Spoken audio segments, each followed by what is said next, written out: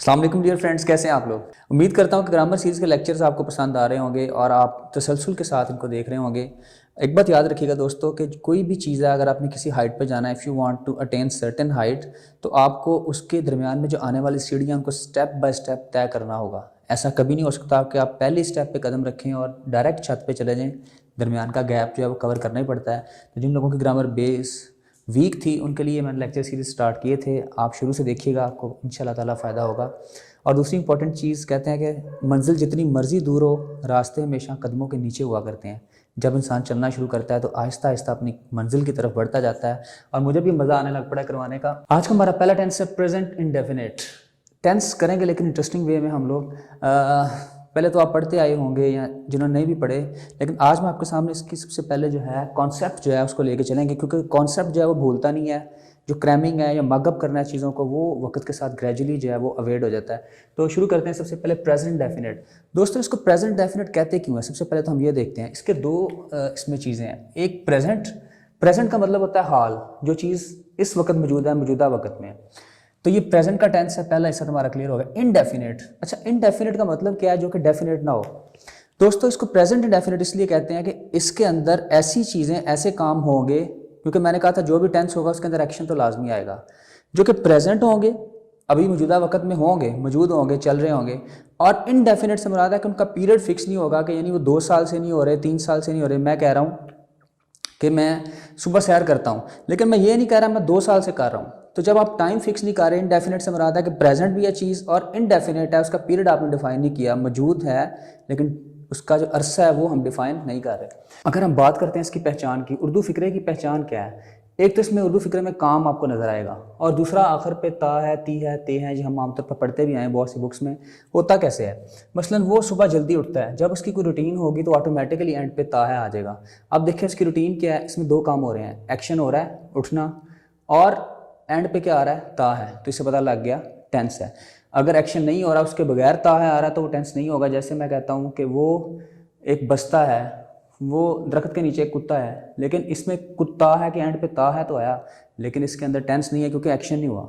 तो action plus ता है आएगा जब, तब टेंस होगा।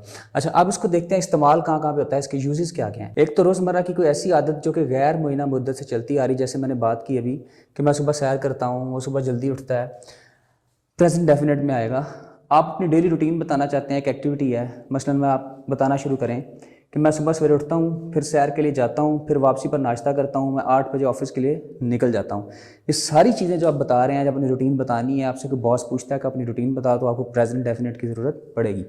फिर इसके बाद कोई और ऐसी एक्टिविटी भी हो सकती है, कोई ऐसी रूटीन, जैसे मैं कहता हूँ कि यहाँ पे या सर्दियों में, गर्मियों के मौसम में बर्फ़बारी होती है, या आप कह सकते हैं कि पंजाब में जुलाई के महीने में बारिशें होती हैं। तो ये सारी की सारी रूटीन है, तो ये भी इनडेफिनेट में आएगी। एंड पे देख लें आ रहा है, होती है, बारिश होती है, वो भी आ रहा है।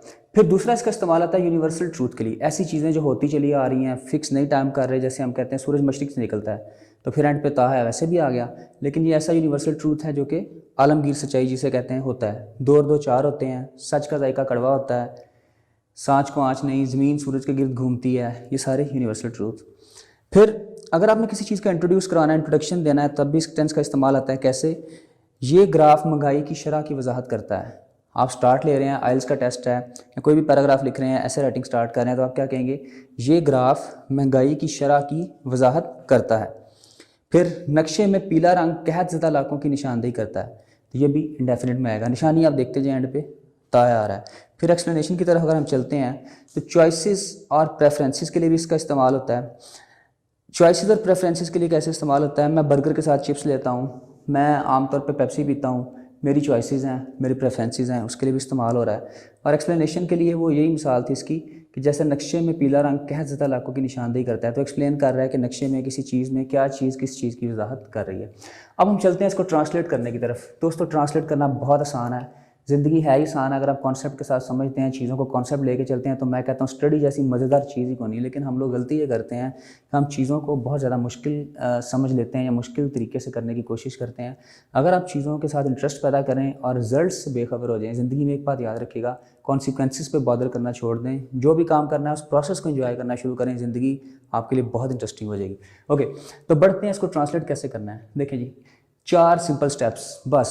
सबसे पहले bring subject into the beginning, शुरू में लेके आए सब्जेक्ट को। सब्जेक्ट हमने पिछले लेक्चर्स में डिटेल से पढ़ा है, अगर आपने देखना है मेरे पिछले लेक्चर देख लें। सब्जेक्ट क्या है, काम करने वाले को सिंपल हम कह रहे हैं शुरू में ले आएँ। फिर हेल्पिंग वर्ब, दूसरा काम आपने ये करना है, कोई भी टेंस का, ये इसका नहीं, किसी भी टेंस में आपने काम करना है, तो ये आपके लिए यूनिवर्सल रूल में बता रहा हूँ। Helping verb number 1 subject start में, पहला काम। सब्जेक्ट क्या होगा, काम करने वाला। किसी भी फिक्रे में अगर देखते हैं मैं सुबह सवेरे उठता हूँ, इसमें क्या है, सब्जेक्ट है मैं। या यहाँ पे देख लें मैं क्रिकेट खेलता हूँ, तो यहाँ पे सब्जेक्ट क्या है, मैं। इसको उठाएं और शुरू में ले आएं। Then second verb helping verb, आपने रूल्स के मुताबिक देखना है कि उस टेंस में कौन सा हेल्पिंग वर्ब जो है इस्तेमाल हो रहा है। अगर हेल्पिंग वर्ब नहीं है तो आगे बढ़ें। जिस तरह कि इस टेंस में मैं देखता हूँ हेल्पिंग वर्ब सादा फिक्रे में नहीं आता, क्रॉस लगा दें। तीसरा criteria main verb. Main verb क्या होता है, जो असल एक्शन होता है, जैसे यहाँ पे खेलना, खाना, पीना, सोना, ये मेन वर्ब्स हैं, इनको एक्शन वर्ड्स भी कहते हैं। इसके लिए आपने 2 क्वेश्चन करने हैं इससे मेन वर्ब को लगाने से पहले, आपका काम चुटकियों में हो जाएगा। एक, फॉर्म कौन सी है, ये तो बड़ा सिंपल सा क्वेश्चन है, 3 ही फॉर्म्स हैं। आपने सबसे पहले देखना है फॉर्म कौन सी है, यानी उस टेंस में कौन सी फॉर्म इस्तेमाल हो रही है, फिक्स होगा। प्रेजेंट डेफिनेट है तो उसमें फर्स्ट फॉर्म ही आनी है हमेशा। सेकंड काम आपने ये करना है, उसके साथ मॉडिफिकेशन क्या हो रही है। मॉडिफिकेशन से क्या मुराद है, उसके साथ सेकंड फॉर्म इस्तेमाल हो रही है, उसके साथ आईएनजी लग रहा है, उसके साथ एस या किसी भी चीज़ का इजाफा हो रहा है, वो मॉडिफिकेशन है इसकी। जिस तरह इस टेंस का रूल ये है कि इसमें एस और ईएस का इजाफा होता है, लेकिन किसके साथ होता है ये हम देखेंगे। अच्छा, चौथे नंबर पे फिर हमने लगा देना है एंड पे ऑब्जेक्ट या एडवर्ब। ऑब्जेक्ट से मुराद है फिक्रे का मकसद, फिक्रा क्या कर रहा है। जैसे खेलना है तो किसको खेल रहे हैं, क्रिकेट को। ऑब्जेक्ट भी पिछले लेक्चर में मैंने डिटेल में बात की थी, वो लेक्चर जरूर देखिएगा। और एडवर्ब क्या होता है, एडवर्ब होता है अगर ऑब्जेक्ट फिक्रे में नहीं है तो इजाफी इन्फॉर्मेशन, जैसे जगह, वक़्त या किसी और चीज़ का जिक्र होगा, उसको एडवर्ब कहते हैं, इजाफी इन्फॉर्मेशन, वो भी आप देख लीजिएगा। अच्छा, अब देखें सब्जेक्ट क्या है।